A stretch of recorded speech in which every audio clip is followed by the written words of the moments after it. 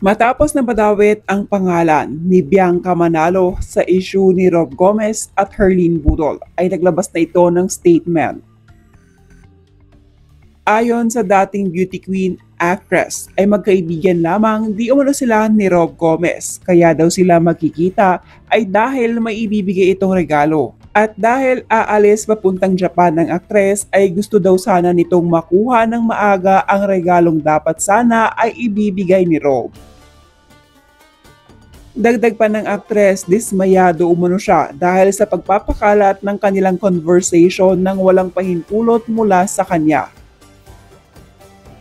Ayon pa dito ay halata naman daw na sinadyang burahin ang ilang conversation para lamang mabigyan ito ng mali siya ng magbabasa.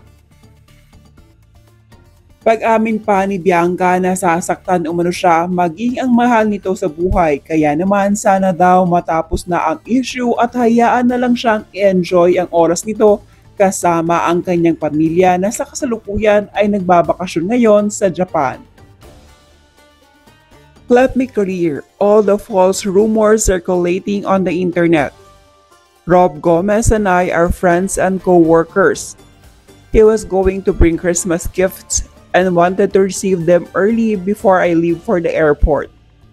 It is upsetting that our conversations were exposed without my consent, which is a breach of privacy and the cause of so much online bashing.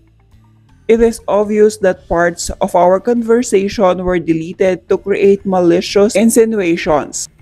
To be honest, the unfounded accusation is hurting me and my loved ones.